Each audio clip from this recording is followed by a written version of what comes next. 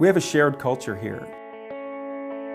We both have a love of chilies and spicy food. There's a little bit of Mexico flavor in both towns, and there's a real love of cycling in both Las Cruces and El Paso.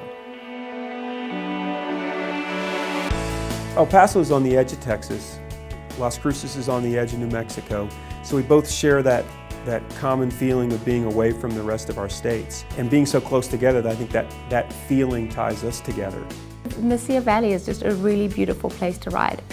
One of my favorite rides is heading down south through the farmlands, down Highway 28. And I like that particular ride because it goes through the pecan orchards. And this time of year, October, is really my favorite because the leaves start changing and it's just beautiful. In the summertime, there's a canopy of pecan groves that you ride through and it's just beautiful. Our most popular place for people from out of town to come to is going to be over at the Chuck Heinrich Park. It's a great trailhead right there. The scenery over there is really nice as well. You go in, there's trails down low off of the mountain, trails with names like Lazy Cow and Mad Cow that are pretty easy for a beginner to ride. But then you just keep going uphill from there, and there's a lot more difficult trails. There's a variety of different experiences for bike riders, so you can take somebody like my children who might prefer to ride along the multi-purpose path, which is a little more protected. There are a lot of nice new bike paths that we have. There's La Llorona path up by the river. That's a great place for families where you wouldn't have to worry at all about traffic. I think there's a lot of opportunity for families who bike.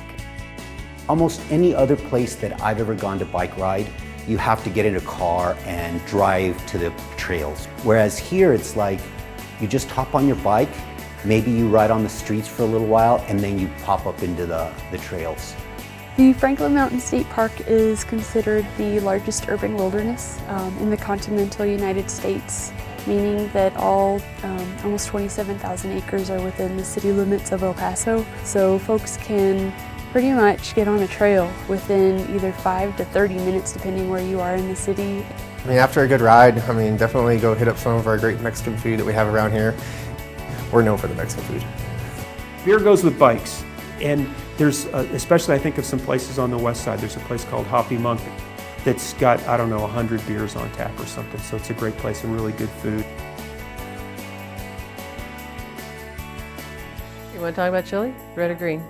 The chili grows on the pod and it's green first, and if it stays on the pod too long, it turns to red.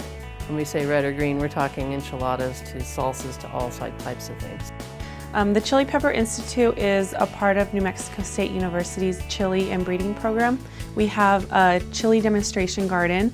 It's open to the public at any time. So every year you'll just see a variety of different chili peppers growing out there.